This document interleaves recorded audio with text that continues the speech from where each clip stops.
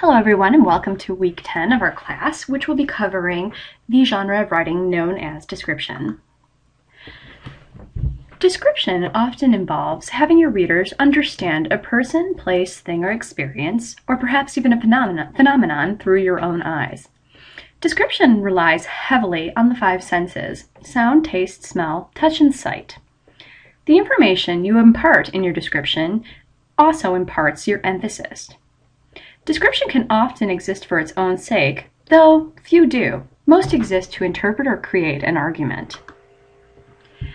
Description is often used to entertain and is often influenced by the observer's aims, experiences, and values. This makes description a highly subjective piece of writing. And often through the telling of stories, we find that it's the quickest way to relate to one another and our experiences. This recreates the emotional sense of a person, place, or thing. Some things to keep in mind when either confronted with a description, a descriptive piece as it were, or when having to write one of your own, is what is your main purpose? Do you want to present and interpret factual information? To recreate its essence as you have experienced it, or the person as you have known him or her? Is it an overt or implied basis for a story, cause and effect sequence, or an argument? What mixture of objective information and subjective impressions will fit your purpose? The next thing you want to keep in mind is audience.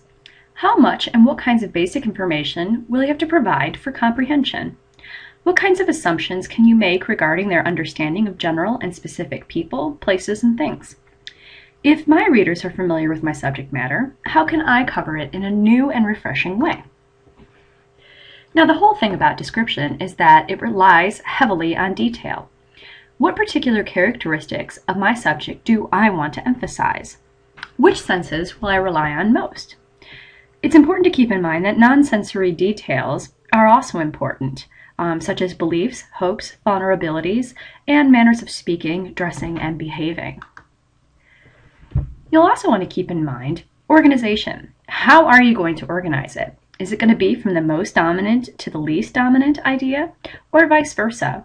And according to what an observer would notice first, or some other pattern.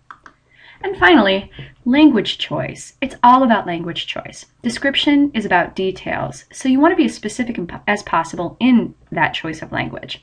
You want to evoke clear, distinct images of your subject, and you want to evoke a clear, distinct mood of your topic, such as sadness, nostalgia, thoughtfulness, happiness, sadness, or otherwise.